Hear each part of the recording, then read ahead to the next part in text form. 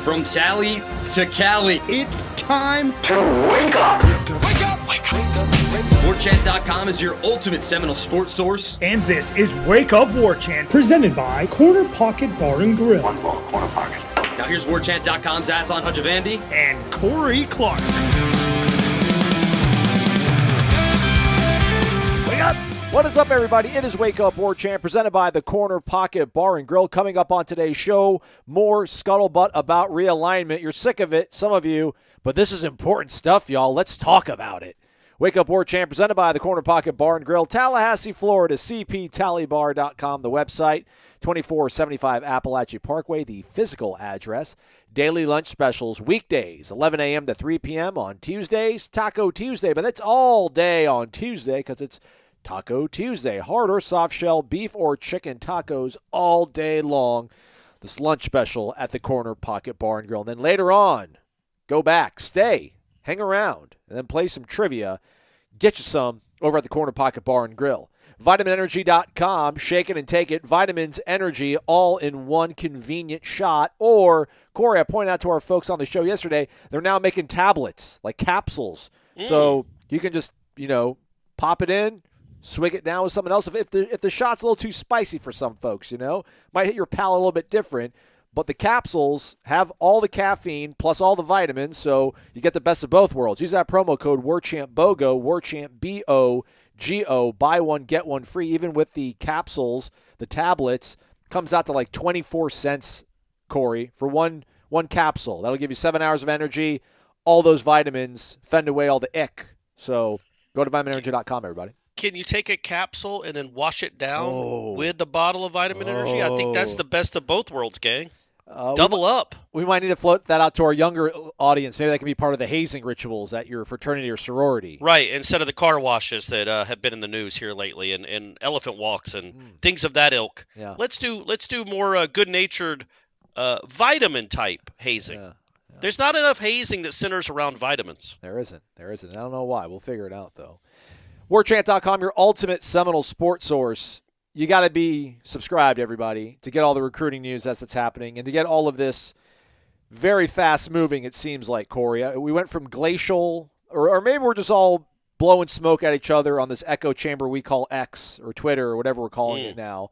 Ross Dellinger, friend of the program on the show the other week, tweeted out the other day, a reminder of the conference realignment season creed. Consider everything, believe nothing. I think everybody's considering everything and wanting to believe a lot of stuff. I guess let's start with our own Gene Williams there, Corey. He's had several updates over on the Tribal Council for our valued subscribers, so go check it out. He's receiving a lot of information. At least a few days ago, like it wasn't necessarily Gene going out and trying to fish out and farm out information, Corey. Like people were coming to him, giving him information. And then on Monday morning, it sounds like Florida State might be doing some behind-the-scenes stuff, due diligence, if you will, looking at the Big Ten, whether it be travel, logistical sort of things. If they were to become a member of that conference, ESPN also apparently is getting wind of perhaps some, discontent down here in Tallahassee. Possibility of this Wednesday Board of Trustees meeting perhaps not being a big to-do because if ESPN figures that their partner, the ACC, and some of their teams are not happy, maybe they'll step in and try to facilitate some sort of amicable divorce, and that way they wouldn't need to hash all this out in the public forum. I don't know if I buy that. I can't imagine ESPN would let the ACC dissolve and start letting people leave, even if it is with some well-heeled, leveraged payouts. How are you processing all this sort of stuff? There's also somebody out in Oklahoma, Corey, that's saying that it seems to be all about done here with Florida State going to the Big 12, or sorry, the Big 10. I think his name is Greg Swaim. It just says G Swaim. I'm going to assume that his name is Greg. We don't believe him about anything. Okay, no. Gotcha. Because it didn't make sense. He was saying that it's pretty much going to happen because Florida State would buy a negotiated buyout, $300 million, pay it out in installments of about $30 million annually, because Florida State would get roughly double that from either conference they were to leave. But then it's 6 in one half dozen in the other, because that's the money you would make if you just stayed in the ACC and didn't pay a buyout. So lots of stuff to process. How are you processing these? Obviously, we rely on Gene. Gene knows what's going on. Gene does know what's going on. Please go to the website. He gets much more detailed, behind the scenes look at what's going on, what he's hearing. That's maybe not for public consumption because we run a website for subscribers. And at the same time, he has a video that details it a little bit. Actually, it details it a good bit. That's on our YouTube channel. Go watch that. A lot of you have already because it was getting huge numbers. You can say people are tired of it, man. Look at the numbers. These things get, man. And I'm not talking about our show. Yeah. Just if you drop a video about FSU to Big Ten or FSU to the SEC, it's going to get huge numbers from Florida State fans who want to believe it. Yeah, I think people, they want something new in this sphere to talk about, and I think what's Gene's reporting on that's new information. All this sort of stuff about if the Pac-12 dissolves, who do you want to pick up, and do you want to go to the SEC, do you want to go to the Big Ten, like the same kind of stuff that we've all been talking about for the last 6 months or so. Seems to be getting rehashed a lot in these forums and maybe other programs, but these are new developments. So I don't know, man.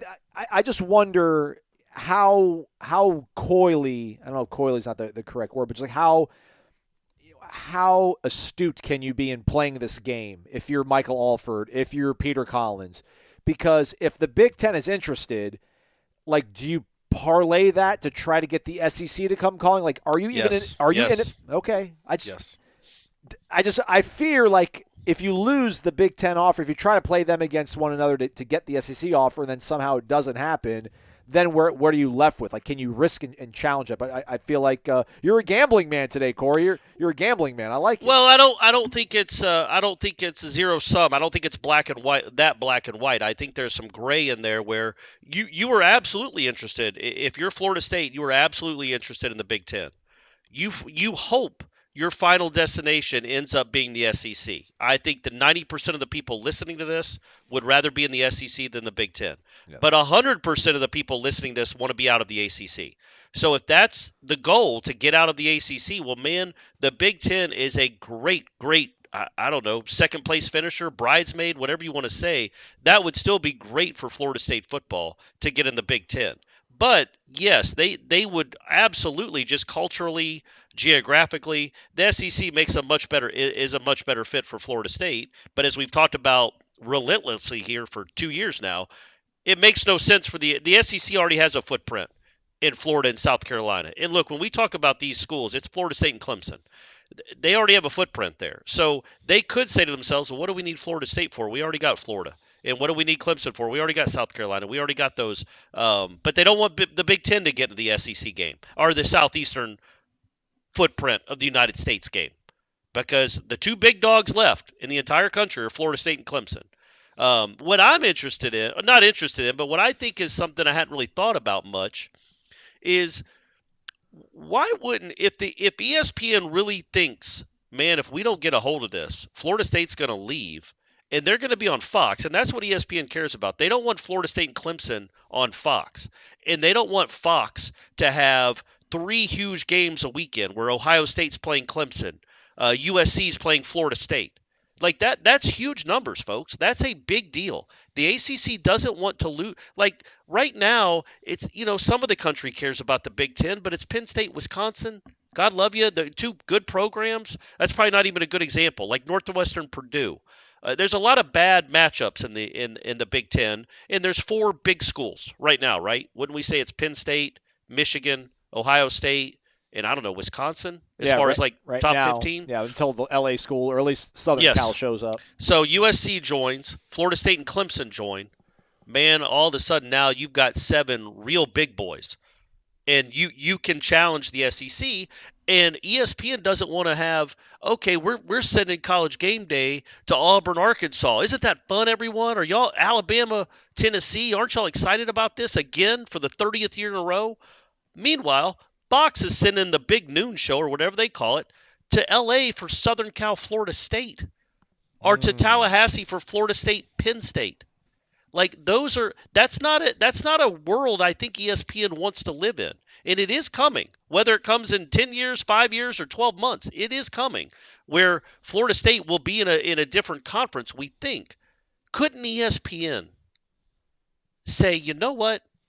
We've kind of gotten off cheap with the ACC the last few years. If Florida State's about to be a big name in college football again, we might want to relook. We might want to keep Florida State happy, Florida State and Clemson happy, and let's look at this deal. Instead of them getting through 2036, getting $38 million a year, let's bump that up to 60, and that might keep Florida State and Clemson happy. I know, but that keeps us in the ACC. I don't want to see in the ACC, Corey. I want to leave. No, but the ESPN does. So the ESPN has a real reason to want to keep Florida State on its network. And will force us to go to the SEC. Force Greg Sankey to take us. Sure, but in the meantime, you could say, look, we are going to up our payment to each conference member by whatever, 25%, 30% raise. And I was kind of thinking of it. It's like the Braves with Ronald Acuna. So Ronald Acuna is 25 years old, and other than the freakazoid from Japan, is the best player in the world. He's an incredible baseball player, and right now the Braves have him because they were shrewd. They signed him for a 10-year, $100 million contract when he was 20 years old. So for the next 4 years, they have him at $10 million a year. Oh, boy. Which is incredible. It's an unbelievable return on investment. Well, if you're the Braves, you do not want him to get to the free agent market in 5 years because you will not be able to afford him.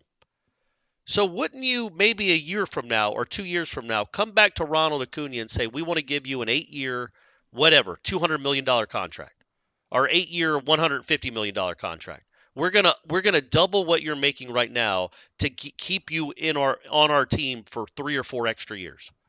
That's what they've done with all these young players. It's why the Braves have such a good lineup. They've signed these guys for relatively good numbers, and especially considering what all the other free agents might make.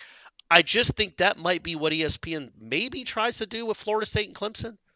But I guess they don't. They might think we don't have a reason to because that we have that grant of rights. The contract doesn't run out for 13 years. But they will not be in this conference in 13 years, and they will certainly not feel beholden to you.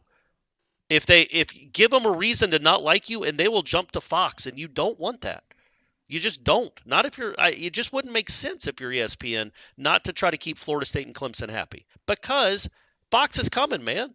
And if you give Fox, Florida State, and Clemson, if you give them a real footprint in the southeastern portion of the United States, they are on par with ESPN. The Big Ten is on par with the SEC and might be above it.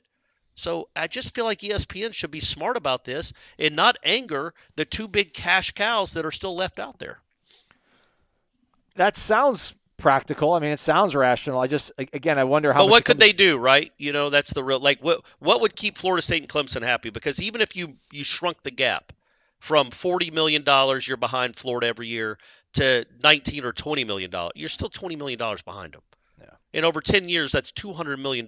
So I don't know. I don't know how practical it is. It probably isn't at all. I'm probably talking out of my backside. But I would just think that would be how I would look at it because Florida State and Clemson are itching to leave.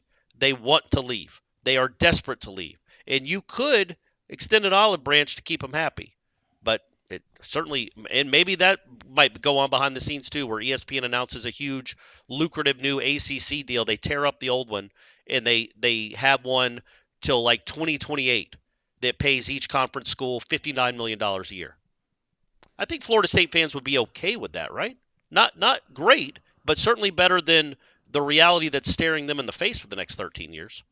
Yeah, you know, they also just laid off like a whole bunch of people, and Robert Iger's like talking about Disney's hemorrhaging money and trying to maybe offload their ESPN assets and stuff. Maybe Pat McAfee can start a conference. He almost got canceled, I think, the other day, actually.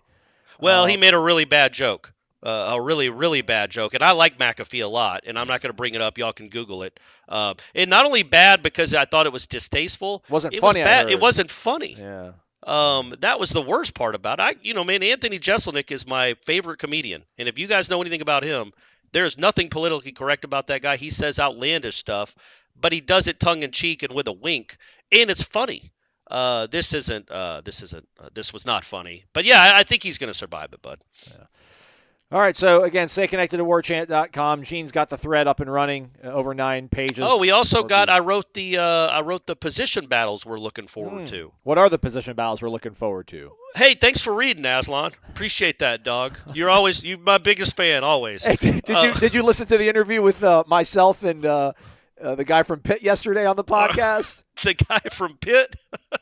On a loop, man. I listened to it the whole way back from Dallas. Great interview, man. Great stuff. And Oronde Gadsden. Did you get him too? Yeah, he's going to be on the show later this week, probably. Okay, there you go. Yeah. Sweet. So yeah, I just think, and it's a broad, and it's also part of the roundtable that we're running on the site too, where all of us get involved and talk about what we're really looking for this August to get you kind of primed for practice that incredibly starts in 2 days, which is awesome. But I think I hate to be so broad about it, but it's the offensive line. Like, how? Just who is going to? I am fascinated by who is going to be there. I don't know. Not if it's going to be good. Who is going? Like there aren't a lot of them. Like what? The other corner opposite Renardo Green, backup safety, backup. I mean, there are. I guess the kid from South Carolina or Patrick Payton. Not like there's a lot of position battles that are up for grabs. I'm genuinely fascinated by what they're going to do with these 8 dudes that have all played at least 25 college football games, like started, and how it shakes out. Is Byers a guard or a tackle? Does Dimitri Emmanuel, who was an honorable mention All-ACC and got his 7th year to play college football, is he even a starter? Yes. You think so? Again, you can't say yes to Byers, guard or tackle. Well, he's a tackle. He's played tackle his whole career. Why would he come here and play guard all of a sudden? Because if he can't beat out Bless Harris, you might want to move that dude inside. You don't want him on the bench if he's one of your best offensive linemen, and he is versatile, and I think they might sell him. Maybe, this is just me spitballing, that's what he'd play at the next level. Yeah. Fair. But I just think it's the whole offensive line and how it comes together, because literally, and this isn't hyperbole, it's not exaggeration. There has been no offensive line coach in the history of college football that has had this kind of starting experience to divvy up into 5 positions. There just isn't. No. Like the 314 starts out of 8 guys. I mean, you're talking about 2 and 3 and some 4-year starters that aren't guaranteed of a starting spot anyway. I'm really, really interested in how that shakes out and who ends up being the right guard, the left guard, maybe the center, certainly right tackle. I'm fascinated by it, man. No, that's fair. I just want the games to start already because I know this team's going to be good. Like, even if Darrell Jackson for some reason doesn't get his waiver, nothing changes for me. I mean, I'm hurt a little bit. Like, dang, that stinks. That's a very talented, large human being that we would have had at our disposal. But like at this point, Alex Atkins is going to figure out the 5 best guys. We know who the quarterback is. It's going to be Keon and Johnny. Who's going to start in slot? It'll be cool to see Van Dravius and Destin Hill and Ja'Kai and Winston Wright, everybody battle out. So I'm not trying to downplay that, but it's just, man, I just know this team's going to be really good. I just want to get to the games already. See, it's hard to pick position battles, isn't it? Yeah, I mean, so we got number 3 wide receiver, offensive line place kicker. Mm-hmm. Not to give away the milk for free, but you guys could read Corey's words, which are sometimes more eloquent. And I think number 3 wide receiver, I don't know if I articulated it well enough in the story. It's just slot. Who's not even that. Who's the third number 3 target in the wide receiver core in the passing game? Because I don't know if Kentron will be moved to the slot, but how much is he going to play? Who is the guy that is behind Keon and Johnny in catches and production? Because there is a chance it could still be a big number. It could be the Kenny Shaw of the 2013 team or the 2023 team, I guess I should phrase it like that. And Winston Wright, the way they were talking about him and he's setting these, I mean, that's a guy that is a complete unknown. Yeah. Really for our purposes. And it's just going to be, again, fascinating is probably too strong a word for this particular one, but it's going to be really interesting to see who becomes that guy behind your 2 main guys. And obviously Jaheim will be a big part of it, but who's that third receiver? Who's that third guy that sneakily catches 35 balls for 560? Yeah. That's in 6 touchdowns. I mean, there is the chance that happens. A better version of Micah Pittman in the passing game. I mean, there's a chance it could be either one of those guys because Portier was good, man. Yeah, he was good in the spring. Yeah, a really good spring. Ja'Kai, Dustin Hill, Van Travius, and Winston Wright. I mean, these are all candidates for that spot as being like the 3rd most productive wide receiver. So, again, man, just so ready to see these guys actually get back on the field and play. Looking back at the offensive line, I just feel like to me, Dimitri Emmanuel is got it locked down. I think Maurice Smith has got it locked down. I just think Jeremiah Byers is going to play one of those tackle spots. So to me, it comes down to and I think Casey Roddick probably has the other guard spot down too. I mean, I really think it comes down to Byers, Harris, Robert Scott. Who's going to play who's going to have the tackle spots of those 3 guys? I feel like Byers has the right tackle spot locked down. And if Robert Scott's healthy, I think within probably a week or so of him showing and displaying that he's healthy, probably edges past Bless Harris. But if he's not, then I think at that point, Bless Harris probably holds down the left tackle spot. So okay, but Darius Washington, that's a guy. Keandre Jones, that is a guy. I mean, it kind of goes back to the story that Ira did a week or so ago about having a starting 8 almost, where there just might be certain. And it makes sense, right? You have certain sub-packages for receivers in the red zone.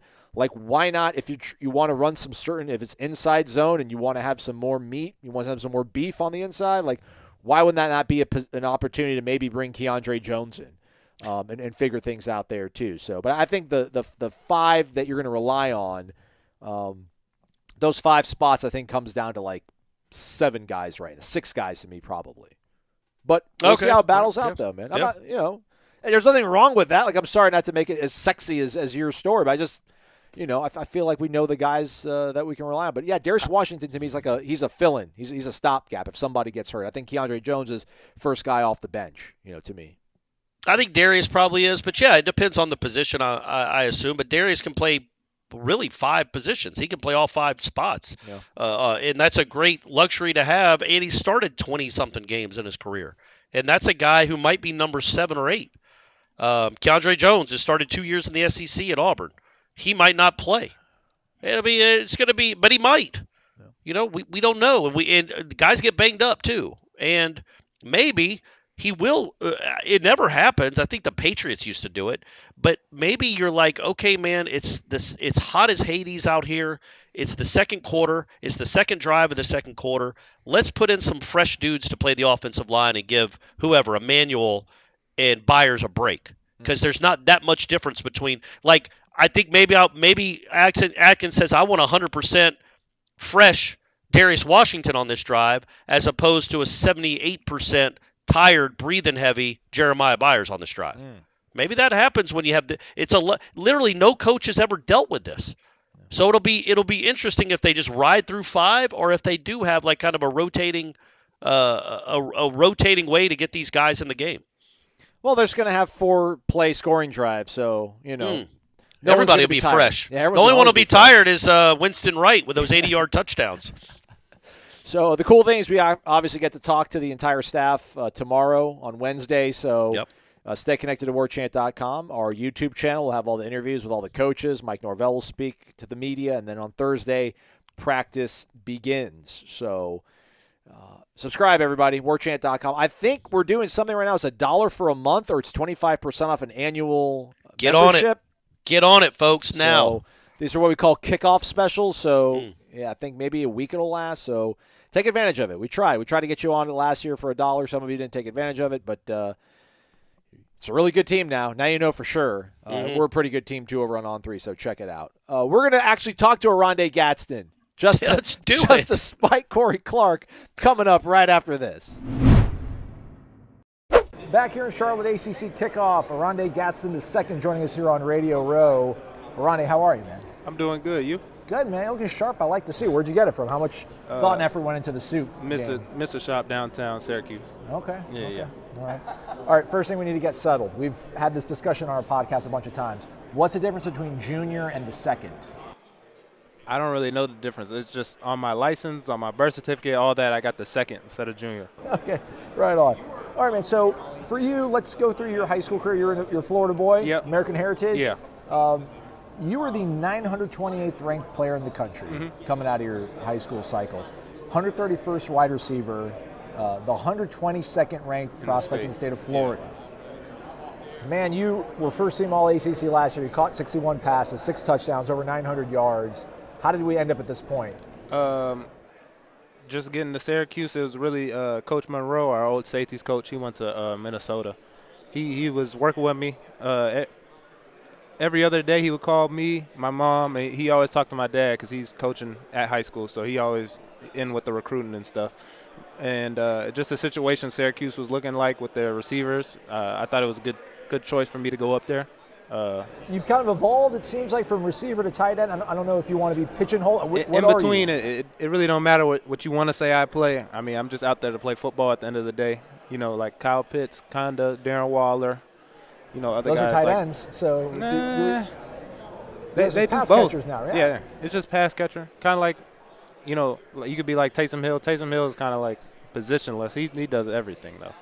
Did you have that picture in your head about this, or is this something that kind of a coaching staff has evolved with your role, I guess? When Coach Nye came in last year, he kind of just evolved that into my role. They wanted me to gain some weight so I could, you know, play like a tight end and a receiver at the same time, be able to have enough weight to block and not just get pushed over. Because when I came in, I was 190 pounds. Now I'm like 220, 225, around that area. What did everybody miss on you coming out of high school? What didn't people see that Syracuse saw, apparently? Was it because you were 190 pounds, you think? Or? Nah. Maybe it was the COVID that just messed it up a lot. You know, COVID, whatever offers you had at the time, you just had to go with what you got because no coaches can come and see you. Nobody could come watch you practice.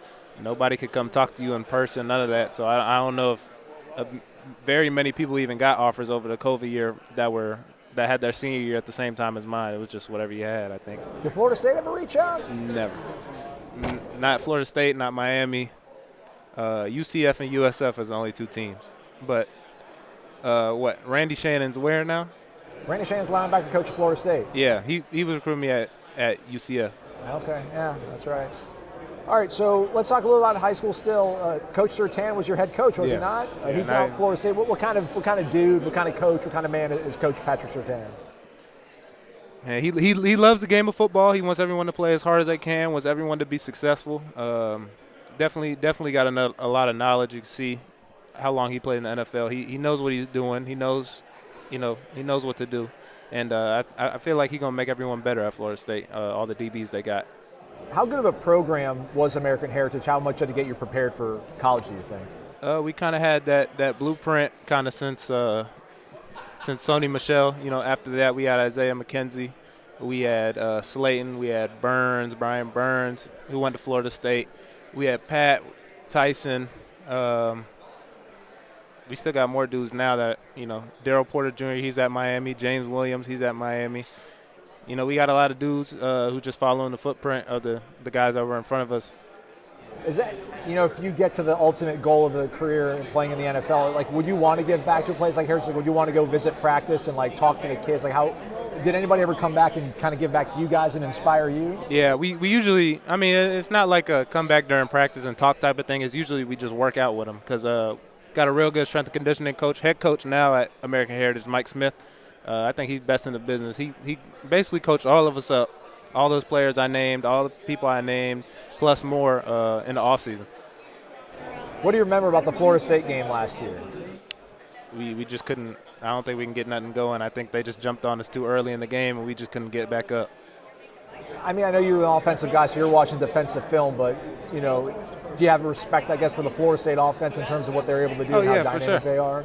For sure. I like Jordan Travis as a player. You know, he's gone through a couple things in his career, a couple injuries and stuff. I really like Johnny Wilson, being 6'7". He's able to move like that, make big plays and all that. Running back, Benson. Yeah, look at you. You know the roster better than I do. He's a good player, too. I like the way he runs, very aggressive. Don't know much about the O-line. Guys just got Bell from South Carolina, too, so. All right, you know things inside out. If I was in a time machine, I went back to 2020 and offered you, if I was a coach on the staff at FSU, would you be in Tallahassee right now? It depends how hard you recruit me and how much I like the team and all that. Did you make any visits? I know it was a COVID year, so it was no phone, visits. Zoom no calls? visits, just Zoom calls, looking at the university on Zoom. It looks a lot better on Zoom, and then when you actually get there, because it's like on TV when you look at something, you show up to the actual place and don't really look like that, but. Yeah. Who was it between? Like Syracuse, ultimately where you ended up, but who else were you kind of looking at and made an impression on you? UCF was a school that could have been there. They got too many. Coach Shannon called me and he told me they had too many receivers committed at the time. I was thinking about going to Penn State, talking to Coach Jawan some more, but no. So we always hear about continuity and how kind of crucial that is for the development of players.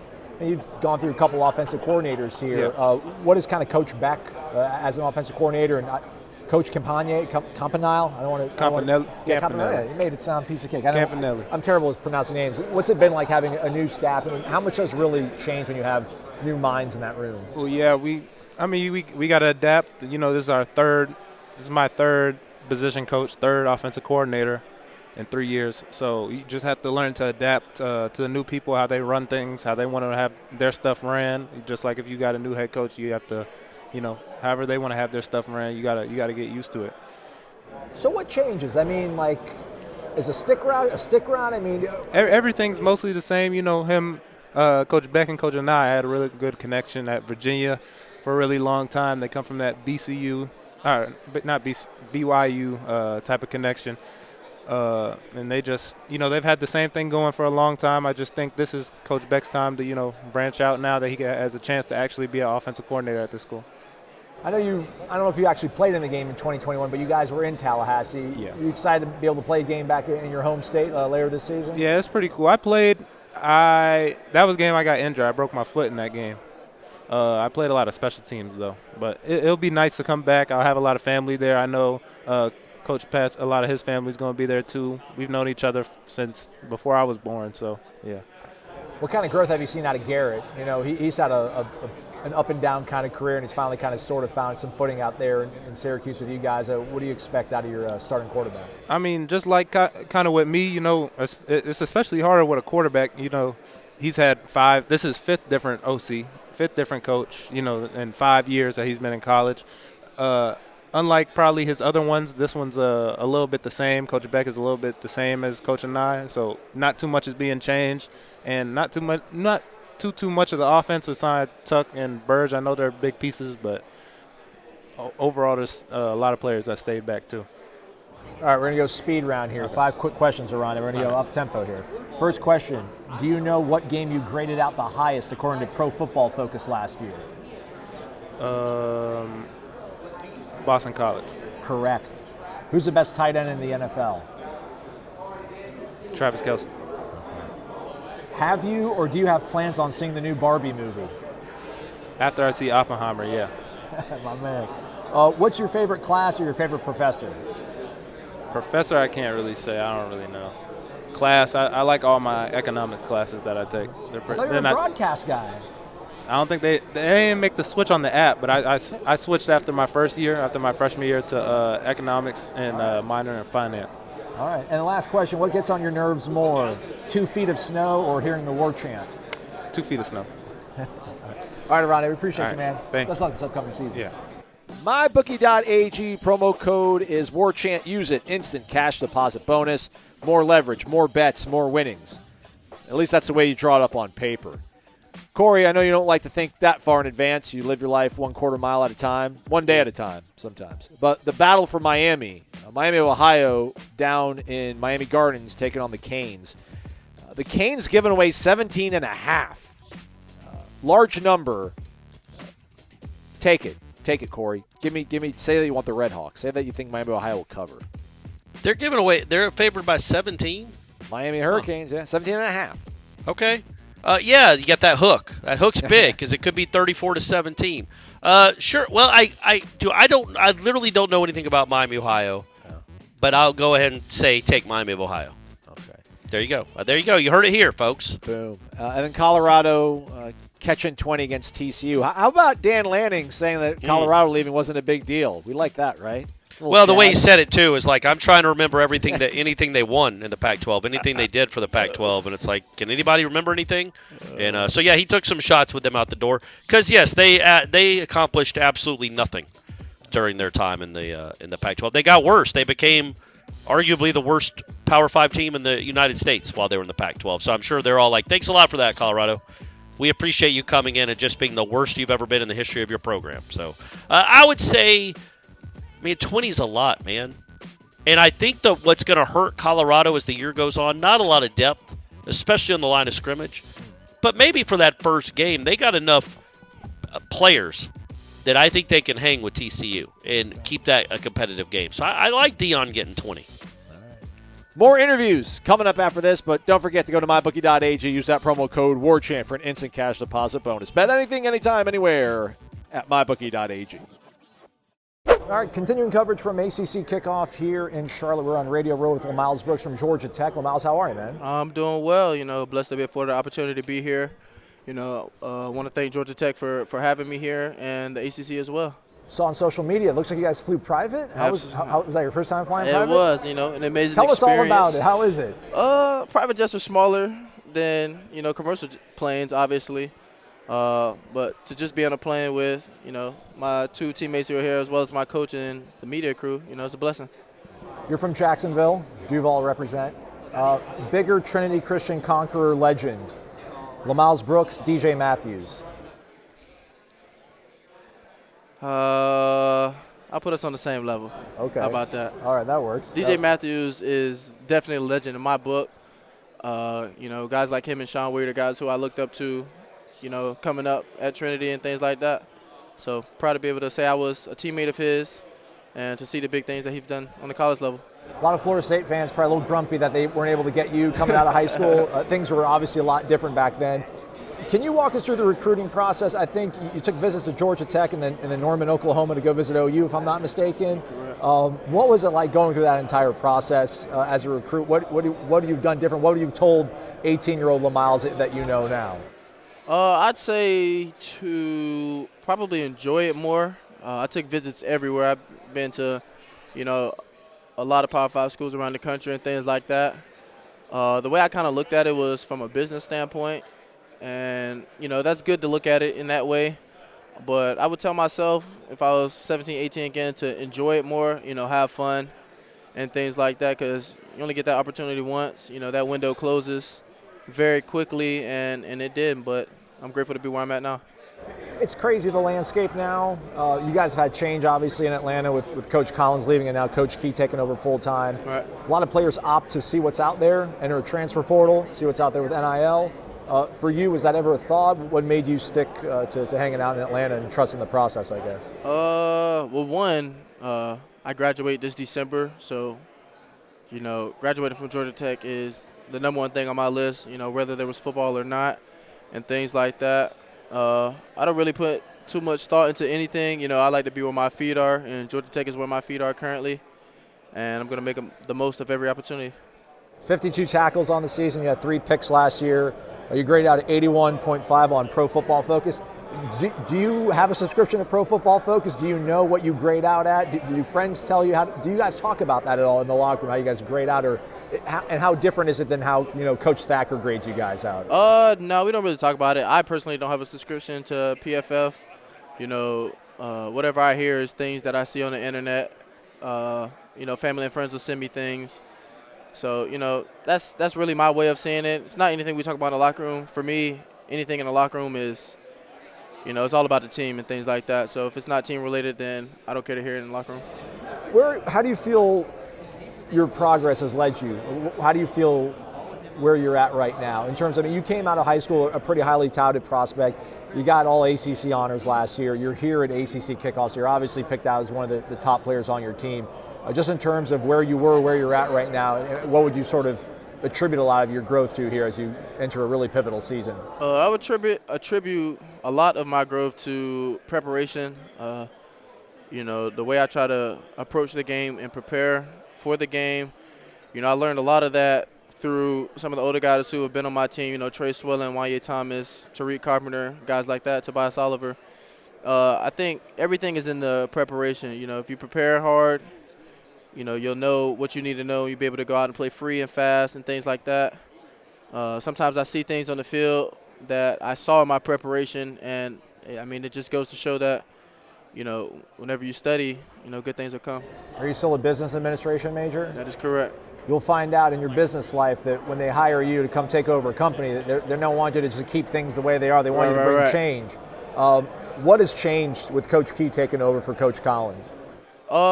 Just the way the team mindset is. Guys are playing harder for Coach Key. We saw that, towards the end of the season last year. Just the fire and desire that, my teammates and I had and things like that. I would say the mindset as well. We're focused on more of the minute details, the smaller things. Small things add up in the grand scheme of things. So it's really focusing on those type of things. And, it'll create a great product in the fall.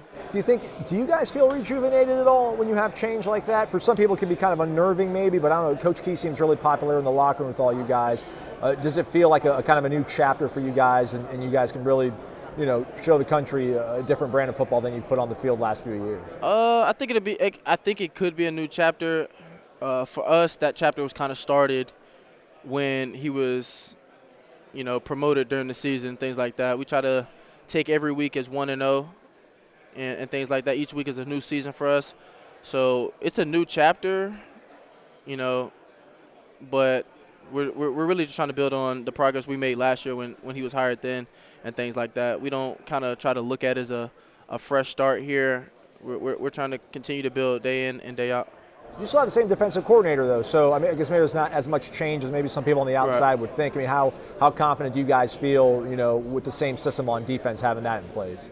Very confident. I don't think Coach Stack gets enough love, for how smart and how good of a defensive coordinator that he is. He could be a guy that can be anywhere, but, he decided to stay at Georgia Tech.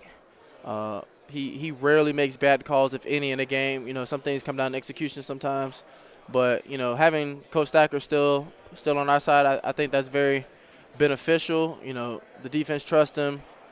The coaching staff trusts him and things like that. So we'll see.